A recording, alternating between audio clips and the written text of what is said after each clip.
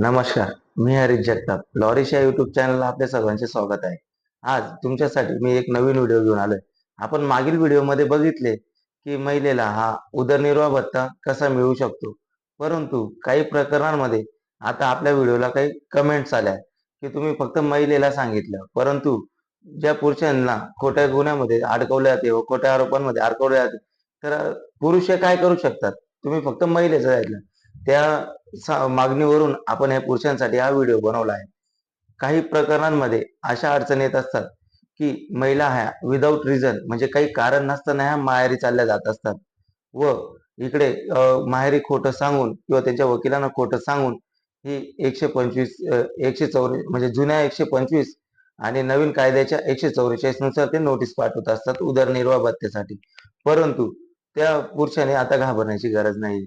आता जर ती महिला तुमच्यावर खोटे आरोप करत असेल, तर तुम्ही तिला नांदवण्यासाठी परत बोलवू शकतात. म्हणजे त्यात तुमची काही चूक नसेल व ती विनाकारण माहेरी गेली असेल, तर तुम्ही तिला नांदवण्यासाठी बोलवू शकता.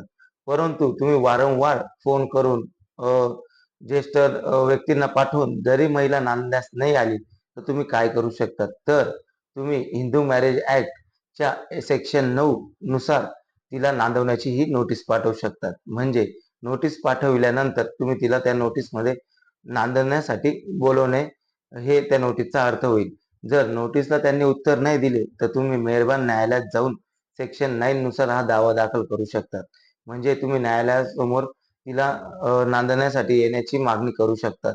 त्यानंतर न्यायालय हे त्यांना समन्ताने कळवते, की तुम्ही तुमच्याबद्दल सेक्शन 9 नुसार नांदवण्याचा दावा हा न्यायालयात दाखल करण्यात आला आहे. मग तुम्ही या तारखेस उपस्थित राहा. मग त्यानंतर समोरची पार्टी म्हणजे पत्नी ही त्या तारखेस उपस्थित असते व तिचे म्हणणे मांडत असते. परंतु ते तिचे म्हणणे जर खोटे असेल किंवा खरे असेल, तर त्यावर न्यायालय हा विचार करून निकाल देत असते.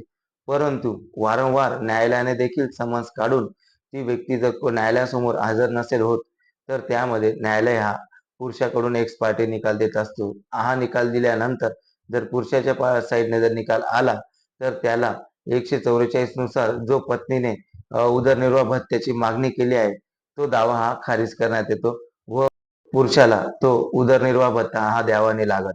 त्यामध्ये असे सिद्ध होते, की समोरची पार्टी क्रमांक 2 म्हणजे पत्नी जर न्यायालयात आली नाही, तर चूक तिची आहे.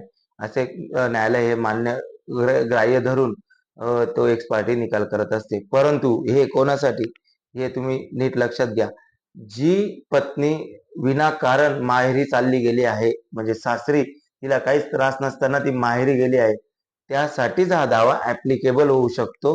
विदाऊट होऊ शकत नाही. जर तिला अ, खऱ्यापणामध्ये जर तिला त्रास असेल सासरी आणि ती माहेरी गेली असेल, तर अशा प्रकरणांमध्ये सेक्शन 9 ची नोटीस पाठवणे हा उपयोग नसतो. कारण की तिच्याकडे तिला त्रास होण्याचे पुरावे असतात. म्हणून हा तुमचा दावा हा न्यायालय हा खारिज करू शकतो. ही तुम्ही काळजी घ्यावी व व्हिडिओ आवडला असेल तर नक्कीच लाईक, शेअर, सबस्क्राईब करा व शेअर करा.